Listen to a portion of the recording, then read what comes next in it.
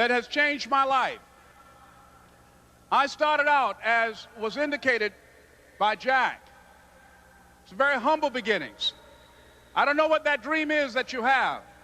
I don't care how far-fetched it might appear to be. I don't care how disappointing it might have been as you've been working toward that dream. But here's what I know, that that dream that you're holding in your mind, that it's possible. Let's say that together, please. It's possible. See, sometimes we can't say, I can do that. But what we can say, that it's possible that I can have my dream as we run toward it, as we work on it day in and day out. No one, ladies and gentlemen, could have convinced me when I started out just over 6 years ago working on my dream, and I want you to think about whatever your dream is, because I was willing to take a chance, and most people won't do that. Most of the people that you talk to try and bring them into the business, these are not risk takers. Most people have done all that they're ever going to do. They raise a family, they earn a living, and then they die. But people who are running toward their dreams, life has a special kind of meaning. And here's what I will share with you, that in the process of working on your dreams, you are going to incur a lot of disappointment, a lot of failure, a lot of pain, a lot of setbacks, a lot of defeats. But in the process of doing that, you will discover some things about yourself that you don't know right now. What you will realize is that you have greatness within you. What you'll realize is that you're more powerful than you can ever begin to imagine. What you will realize is that you're greater than your circumstances, that you don't have to go through life being a victim. As Jack indicated, I was born in Miami, Florida, in an area called Liberty City, in an abandoned building on a hard linoleum floor with my twin brother. We were 6 weeks of age. We were adopted. When I was in 5th grade, I was identified as EMR, labeled educable, mentally retarded, put back from the 5th grade into the 4th grade, and stayed in that category until I got out of high school. I don't have any college training, but I met a high school teacher who one day changed my life. I was waiting on another student, and when he came in, he said to me, young man, go to the board and write what I'm about to tell you. And I said, I can't do that, sir. He said, why not? I said, I'm not one of your students. He said, it doesn't matter, follow my directions now. I said, I can't do that, sir. He said, why not? I said, because I'm educable, mentally retarded. And he came from behind his desk and he looked at me. He said, don't ever say that again. Someone's opinion of you does not have to become your reality.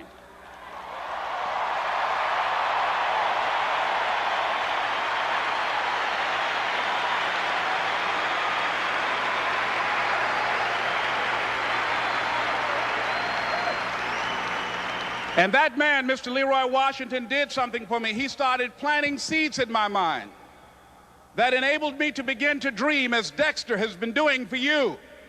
And ladies and gentlemen, I started working on my dream. And most people don't work on their dreams. Why? For many years I didn't. One is because of fear. The fear of failure. What if things don't work out? And the fear of success. What if they do and I can't handle it? The other thing is that most people, ladies and gentlemen, they get comfortable. They stop growing, they stop working on themselves, they stop stretching, they stop pushing themselves, and they end up becoming very cynical about life, and they throw in the towel on themselves, and on their families, and on their dreams. And the other thing is that most people don't feel worthy. What I'm doing now, I could have been doing years ago. But because I did not have a college education, because I didn't believe in myself, because I allowed other people's opinion of me to control my destiny, I didn't act on my ideas. So I applaud you for your dreaming, for your running toward your dream. I applaud you for believing in yourself, because that's what life is about, stretching and challenging, looking for ways that you can begin to improve yourself. And ladies and gentlemen, as a result of stretching out, of acting on my dream, and I don't know what that dream is for you. I can tell you that it's possible. No one could have convinced me that after just over 6 years, I will have my own book entitled Live Your Dreams. Just over 6 years, I would have 5 specials on public television. Just over 6 years, I've done motivational speaking for AT&T, Procter & Gamble, McDonald's Corporation, Xerox, IBM. Just over 6 years. I will now have my own talk show that will premiere on Monday, Labor Day. I'm saying to you, your dream is possible. Your dream is possible. But not only is it important that you believe and begin to know that it's possible for you to live your dream as you run toward it, but I've done something that I want to share with you called Choosing Your Future. In fact, I've developed a set of tapes talking about how to begin to create your own reality by choosing your future. And not only is it important for you to know it's possible for you to choose your future, but it's necessary that you work on yourself, that you develop yourself. It's necessary that you get the energy drainers out of your life, people who don't want anything, people who are not striving, people who are not challenging themselves, people who aren't growing, people who have stopped dreaming. It's necessary that you align yourself with people and attract people into your business who are hungry, people who are unstoppable and unreasonable, people who are refusing to leave life just as it is. My mother used to say, birds of a feather flock together. If you want to lose, you get the loser. It's necessary that you get the losers out of your life if you want to live your dream.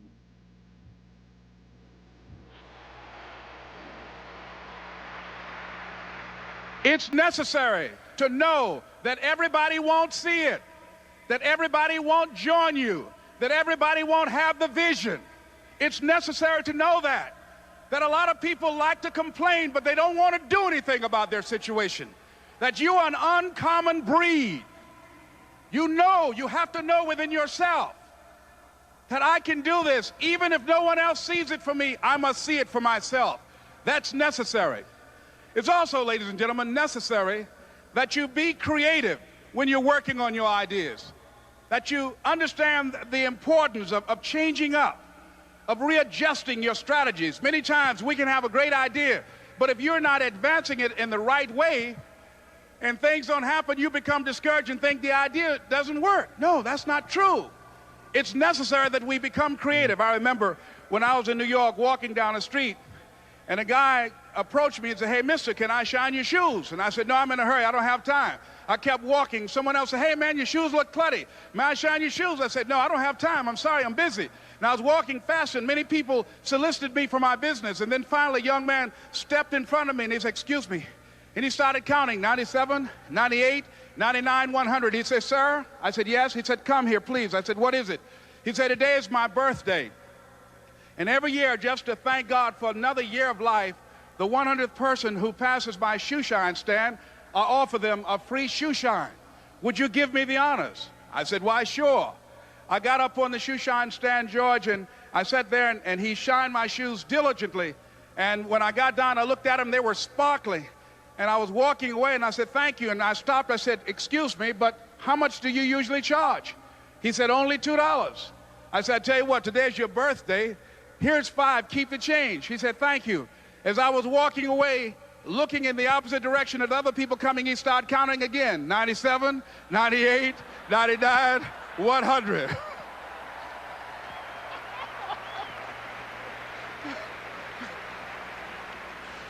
It's necessary that you be flexible, that you are always thinking of how can I improve this better. This is a customer-driven economy. It's necessary for you to always explore various ways in which you can improve the quality of service that you're providing for the people in your organization. I remember something, a major company had talked about the extra value service they were providing for their customers. And the lady who had the news conference summarized it this way. She said, "It's not our intention to satisfy our customers or to please our customers. Our intention is to amaze them." It's necessary, if you're going to compete today, that you look for ways to amaze your customers by being one of those individuals that keep your commitments, that keep your word, that's relentless. It's necessary as you work with the people that you bring into your organization, that they see that you are a good example of a person to work with because you model integrity and determination and ambition and truth and honesty and the way in which you conduct business. The next step is, that is you. That is you. That no one can do it for you but you. And even though you face disappointments, even though you will experience some setbacks, it goes with the territory. You must understand that. I remember I was playing a game with my 9-year-old son, John Leslie, and I beat him 10 straight games in a game called Connect 4. And finally, I said, John Leslie, I'm bored. I don't want to play you anymore. And I got up. I said, I'm ready to go to sleep now. And repeat after me, please. Let's say this together. It's not over until I win. John Leslie said, no, you can't go now, Dad. I said, why? He said, it's not over until I win. That was his attitude. We sat down and we played several other games. And finally, after the 11th game, John Leslie won, and he got up and he yawned. And he said, I'm ready to go to sleep now. And I'm saying to you, what if all of us took that attitude after we face a rejection and a no, or we have a meeting and no one shows up, or somebody say, you can count on me, and they don't come through? What if we have that kind of attitude? The car's repossessed. Nobody believes in you. You've lost again and again and again. The lights are cut off, but you're still looking at your dream, reviewing it every day, and say to yourself, it's not over until I win.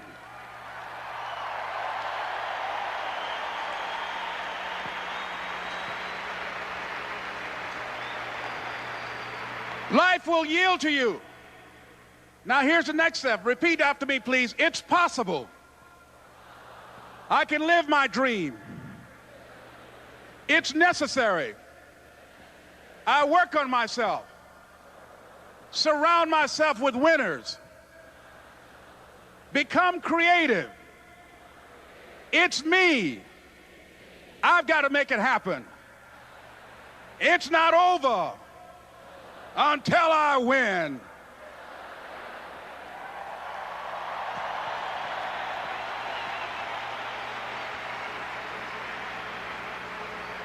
The next thing that's important to know, yes, it's possible that you can choose your future and direct the course of your life as you run toward your dream. It's necessary that you have goals, that you write those goals down, that you plan, that you think constantly of how you can begin to improve what it is that you're doing. If it's your presentations, if it's your recruiting skills, whatever that is, it's also necessary that you look for ways to always find a way to pull it out when everybody else thinks that you are defeated. That you've got to take personal responsibility to know that in order to become successful, you've got to make it your personal business to do it. But the next thing, ladies and gentlemen, I want to share with you that some of you already know that it's hard. It's not easy. It's hard changing your life. It was hard when just over 3 years ago in the Penobscot building in Detroit, Michigan, where I was operating my business, and I fell on some hard times, and I was sleeping in my office. It was hard coming into the lobby, and the security said, excuse me, Mr. Brown, can we see you for a moment? And I said, yes, and I walked up to the counter, and he gave me an envelope. And he said, would you mind reading it here? And I opened the envelope, and the envelope was from management that said, this is an office tower. It's not a hotel. Please do not sleep in your office. And I said, excuse me, sir. I said, I just work long hours in creating my business. I'm an entrepreneur. And right now, things are bad for me. But they're not going to be this way always. And I just asked for the opportunity to continue to operate like I'm doing. I'm not trying to make this my home. And it was hard coming through the lobby. And sometimes they would laugh. There's a guy talking about becoming successful. And look at him. He's bathing in the bathroom upstairs on the 21st floor. He sleeps on the floor. Him and 2 other dreamers up there. Look at him. It was hard, ladies and gentlemen, coming to speak to people. and I was facing financial difficulties in my own life. I was behind on my bills and my dreams, and I'm saying to them, you can live your dream. It was hard, ladies and gentlemen. It was very difficult to pick myself up each day believing that I could do it. There were times that I doubted myself. I said, God, why is this happening to me? I'm just trying to take care of my children and my mother. I'm not trying to steal or rob from anybody.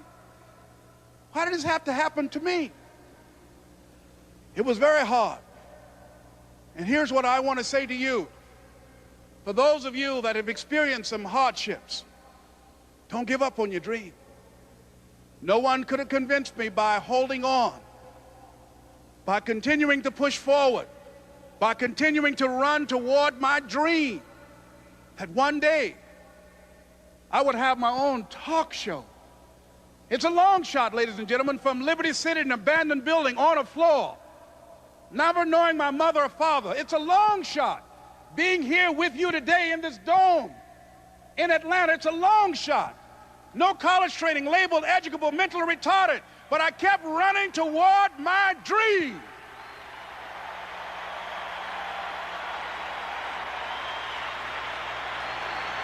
Don't stop.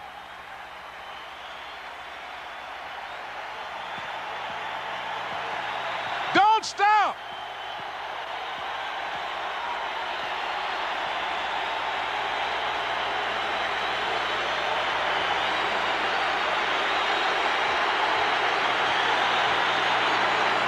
Don't stop running toward your dream.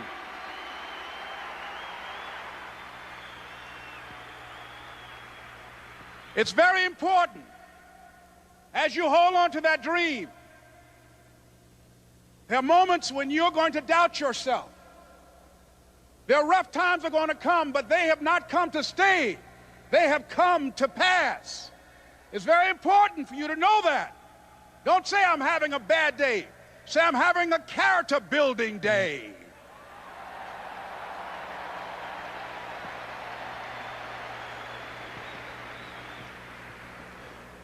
It's very important for you to believe that you are the one to make this happen. I remember this high school teacher, Mr. Leroy Washington, at the end of school one June, it was just a few days before we were supposed to leave, and I just got my report card, and it indicated that I'd failed history, and I'd failed English, and I would have to go to summer school. And I was feeling within myself that I was a failure, that I'm slower than most people in getting paperwork, and I was feeling down on myself and very negative.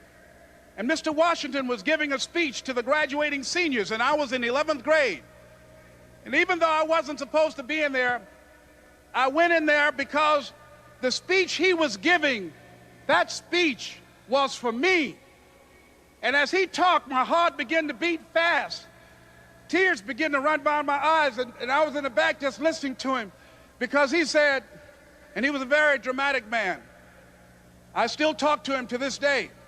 He said, as graduating seniors of Booker T. Washington High School, I want you to know that you're blessed and highly favored, and that as you go toward the future, begin to know that you have greatness within you.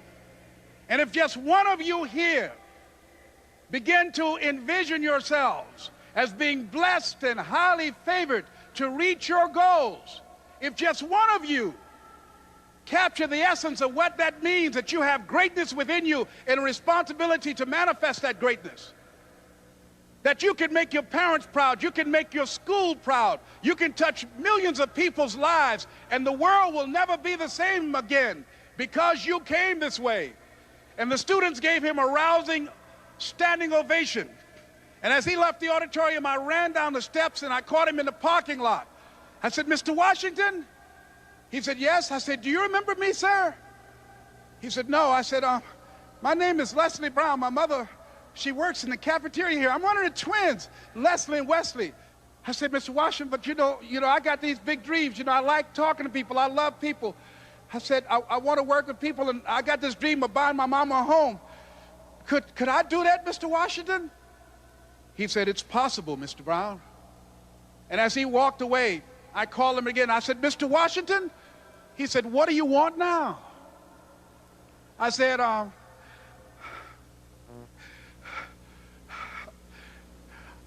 the one, sir. I said, I'm the one. You remember me, sir. I'm Miss Mamie Brown's boy. I'm the one. I'm the one.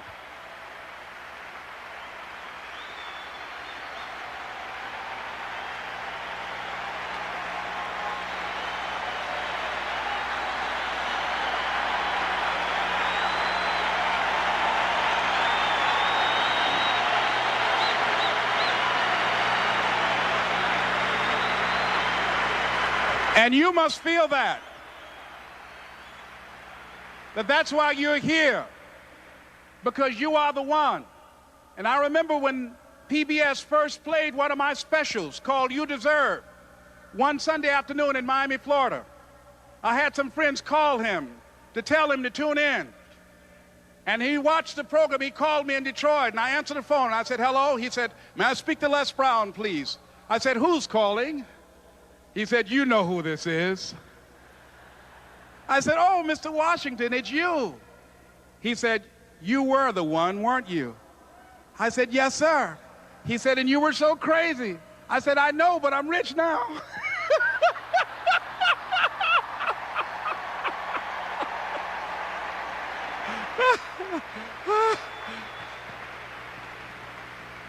Ladies and gentlemen, it's not going to be easy.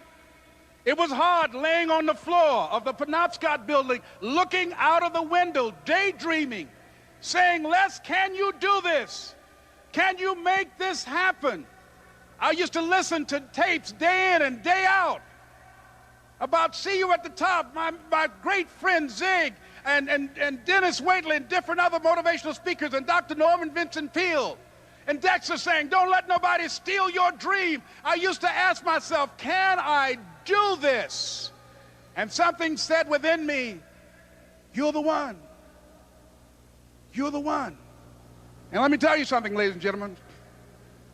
While you're here, and before you go back home to your respective cities and communities, write down at least 5 reasons on why you deserve your dream, on why you won't give up, what's going to make you unstoppable, why you must be unreasonable, because logical, practical thinking says you can't do it today. But if you want to produce unreasonable results in your life, like living your dream and taking charge of your destiny, you've got to be an unreasonable person. You've got to be an uncommon person. So write down the reasons of why you're here. My first major goal was to buy my mother a home. And let me tell you something, ladies and gentlemen. What will reasons do, Les? Nietzsche said, if you know the why for doing, you can endure almost anyhow. What do you mean by that? If you know why you're doing something, when the hard times come, and they're going to come, when the disappointments and the rejections come, and they're going to come by the truckloads, your reasons will be your rod and staff to comfort you, to pick you up. Once again, I got a saying on one of my tapes, if life knocks you down, try and land on your back, because if you can look up, you can get up. Let your reasons get you back up.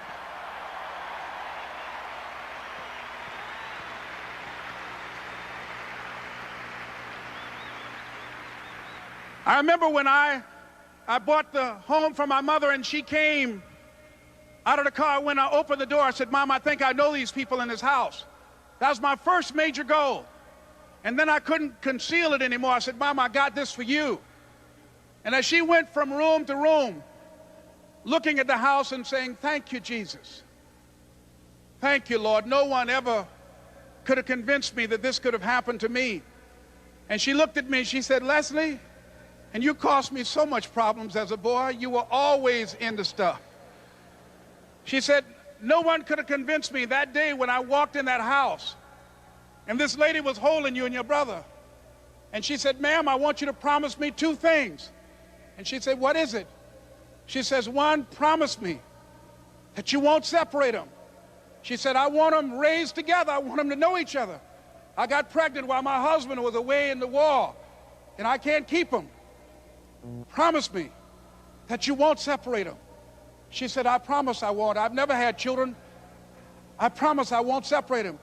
And she said, promise me that you'll never tell them about who I am, because if my husband ever found out, he would kill me. She said, I promise.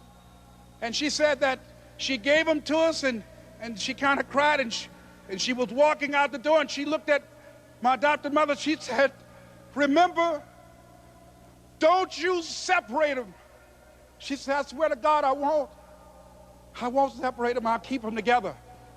And she said, as I held y'all in my arms, I never had any children of my own.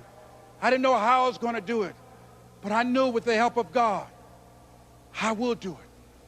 And ladies and gentlemen, my mother had a dream of having children and raising us. She didn't know how she was going to do it. You're going to be just like that. And some of you are already there. Well, you don't know how you're going to make this happen, but you just feel within yourself some way, somehow, with the help of God, I'm going to make it happen. Repeat after me, please. No matter how bad it is, or how bad it gets, I'm going to make it. I'm going to make it. Shake somebody's hand on your right and left and say, you got the right stuff.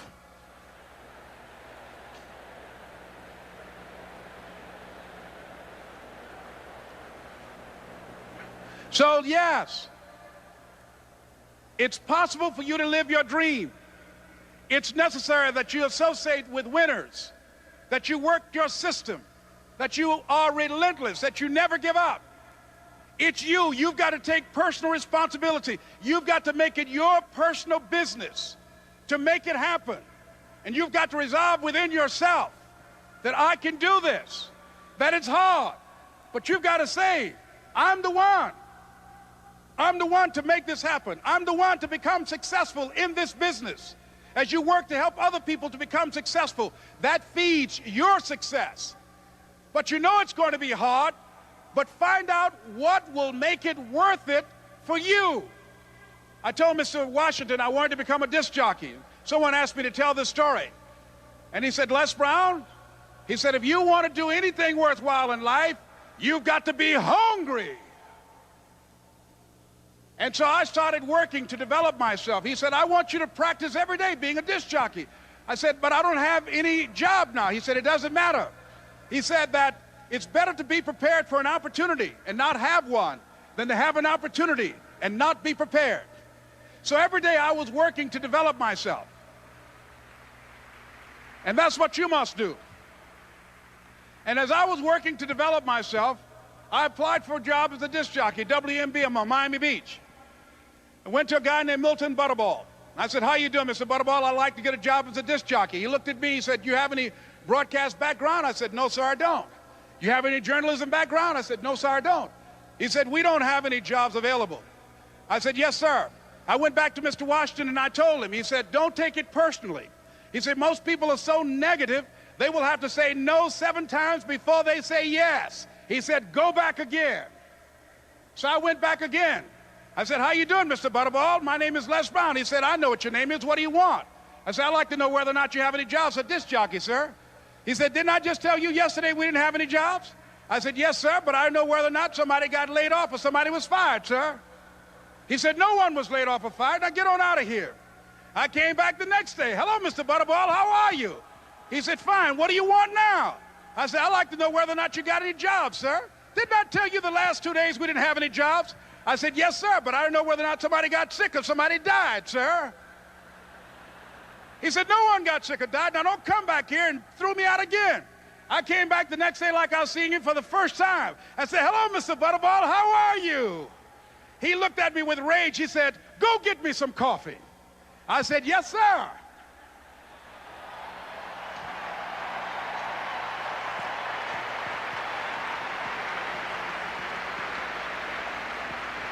And I went to get him some coffee. After a while, I would give their lunch and dinner, and I would go in the control rooms and take the disc jockeys their food, and I would not leave until they would ask me to leave. Then they started trusting me to pick up entertainers that came to town. Entertainers like the Four Tops and and the Temptations and Diana Ross and the Supremes. I would drive them all over Miami Beach in the disc jockeys, big long Cadillacs. I didn't have any driver's license, but I was driving like I had some.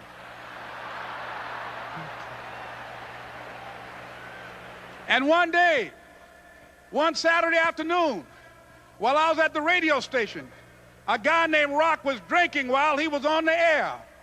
I was the only one there, looking at him through the control room windows, walking back and forth, young, ready, and hungry.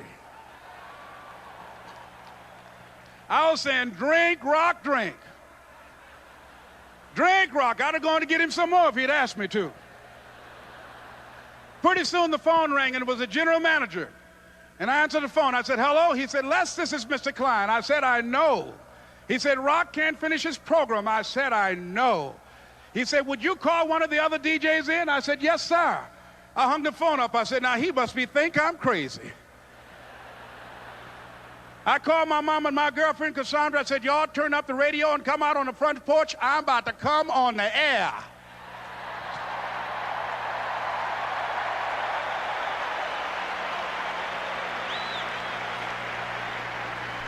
I waited for about 20 minutes, and I called him back. I said, Mr. Klein, I can't find nobody. He said, young boy, do you know how to work the controls? I said, yes, sir. He said, go in there and don't say nothing here. I said, yes, sir. I couldn't wait to get behind those controls. I put on an old Stevie Wonder record called Fingertips. I sat down behind that turntable. I said, look out, this is me, LB Triple P. Les Brown, your platter playing Papa. There were none before me, and there will be none after me. Therefore, that makes me the one and only. Young and single and love to mingle, certified, bona fide, indubitably qualified to bring you satisfaction, a whole lot of action. Look out, baby, I'm your love man. I was hungry. I was hungry. You got to be hungry.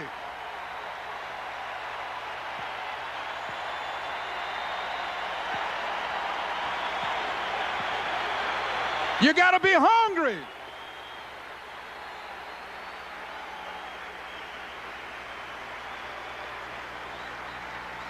So, ladies and gentlemen, if you want to make your dream become reality, the people that are running at their dreams know that it's possible that you can live your dream, that it's necessary, that you're relentless, that you have a plan of action, that you are creative. The people that are living their dream are finding winners to attach themselves to. The people that are living their dreams are the people that know that if it's going to happen, it's up to them. And they're resolving within themselves, it's not over until I win. The people that are running after their dream know they're going to have hard times. They keep on running because they're saying within themselves, I'm the one, no matter how bad it is or how bad it gets, I'm going to make it. The people that are running after their dreams are the people that are hungry. Shake somebody's hand on your right and left and say, you got to be hungry.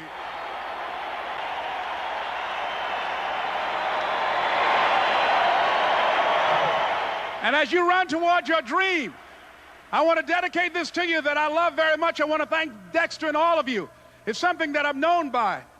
It's on our tapes called Choosing Your Future, and it says simply this, that if you want a thing bad enough to go out and fight for it, to work day and night for it, to give up your time, your peace, and your sleep for it, if all that you dream and scheme is about it, and life seems useless and worthless without it, and if you gladly sweat for it and fret for it and plan for it and lose all your terror of the opposition for it, and if you simply go after that thing that you want with all of your capacity, strength and sagacity, faith, hope, and confidence, and stern pertinacity, if neither cold poverty, famish, or gulf, sickness, or pain, or body and brain can keep you away from the thing that you want, if dogged and grim, you besiege and beset it, with the help of God, you'll get it. This is Mrs. Mamie Brown's baby boy, Leslie Calvin Brown, saying, it's been a plumb pleasing pleasure, as well as a privilege. Thank you.